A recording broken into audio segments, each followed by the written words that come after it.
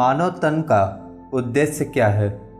इससे अनजान होकर मानव जीवन इतनी व्यस्तता में जी रहा है कि जैसे उसे कुछ पता ही ना है। एक के बाद एक नई इच्छा और नई सोच के साथ जी रहा है, लेकिन वो कभी अपने आप से यह नहीं पूछता कि आखिर इस दुनिया में वह क्यों आया, यहाँ आने का कारण क्या है।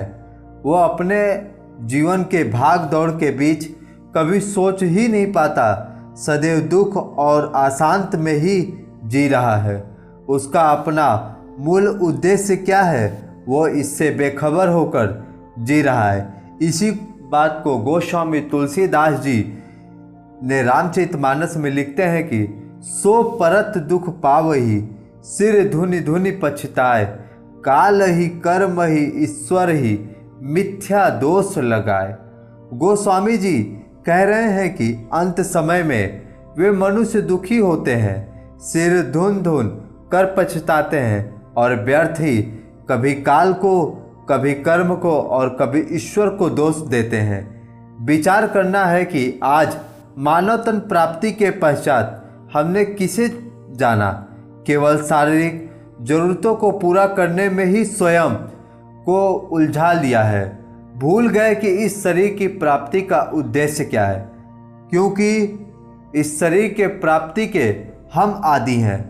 जो वस्तु हमें प्राप्त है उसके बारे में हम बेखबर रहते हैं। मुंह में दांत है परंतु कहाँ है इसका बोध ही हम जरूरत नहीं समझते हैं।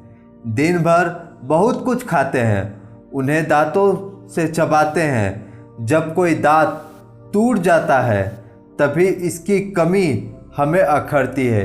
जिह्वा बार बार इस बात का एहसास दिलाता है कि पहले यहाँ कुछ था जो अब नहीं है, फिर वह कमी हमें खटकती है। दिन भर में ना जाने कितने ही कार्य करते हैं जिनका बोध हमें रहता ही नहीं, परंतु श्वास का बोध नहीं है कि कितनी बार श्वास आई। लेकिन यदि सर्दी लग जाए, छाती में कफ जम जाए, तब पता चलता है कि श्वास कैसे लिया जाता है। तब श्वास का निरंतर बोध होता है।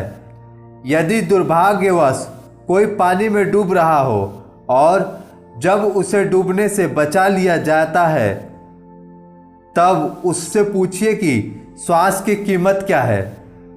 पानी में तड़पते हुए मनुष्य की बस एक ही इच्छा होती है कि कैसे एक श्वास आ जाए। कहने का भाव है कि उपस्थिति के हम आदी हैं, अनुपस्थिति खटकती है। जगत में मनुष्य की यही स्थिति है। जगत में मनुष्य की यही स्थिति है कि उसने शरीर को तो जान लिया परंतु जीवन को भूल गया। यह एहसास नहीं है कि जीवन क्या है। आप हमारे अगले वीडियो में जान पाएंगे जीवन क्या है। साथ ही विचार अच्छे लगे हो तो कमेंट करके अवश्य बताएं और हमारे आध्यात्मिक फैक्ट चैनल को जरूर सब्सक्राइब करें।